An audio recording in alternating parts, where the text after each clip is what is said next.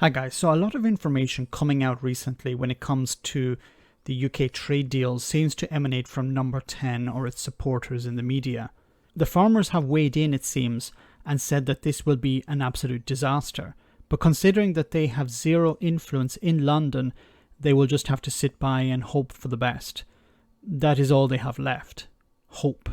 Now, farming, like fishing, is a weird one, as it represents a very small section of the UK economy. Agriculture makes up less than 1% of GDP in the UK, but like fishing, its emotional connection is extremely powerful. And it seems to have been put, along with fishing, front and centre when it comes to the latest discussions on trade, while more important sectors economically have been pushed to the back of the queue. But it isn't just a small part of the UK's economy. Globally, it represents about 3.3% of total GDP. Even in Australia, that is hoping to have a deal with the UK, agriculture doesn't really have much going for it. We're looking at just 3% of the Aussie economy. But shrewdly, Dan Tehan, who is Australia's trade minister, has put agriculture front and centre when demanding that any deal with the UK must be covered by a zero tariffs and zero quota arrangement. And it looks like the Aussies may have got their way too, as Boris Johnson seems to be siding with the Brexiteers in his party that want to prioritise Pyrrhic political victories over actually protecting farmers. So this takes us to this BBC interview where, well, a former Prime Minister is going to rain on Boris Johnson's parade. So the BBC had on Julia Gillard, who is the former Australian Prime Minister. Let's hear what she had to say about the UK-Australian trade deal.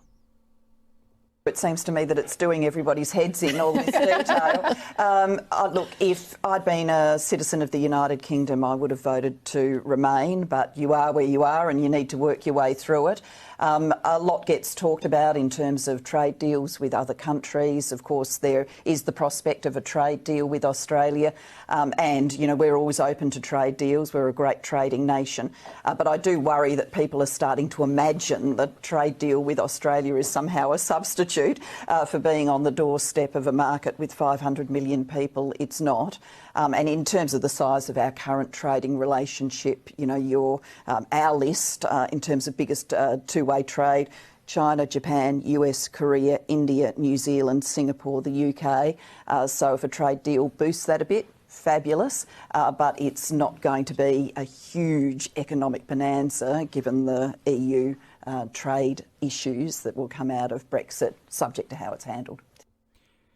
And she's right. It's not going to be a substitute for trade with the European Union, even though Brexiteers have said we need to leave the European Union in order to be able to sign all these trade deals, which will replace the trade that we've had with the European Union. Now, you've heard even from Brexiteers like John Redwood who say, well, we don't actually have to replace trade with the European Union with trade with other countries. He's even pushing the idea of, well, we'll just sell everything internally.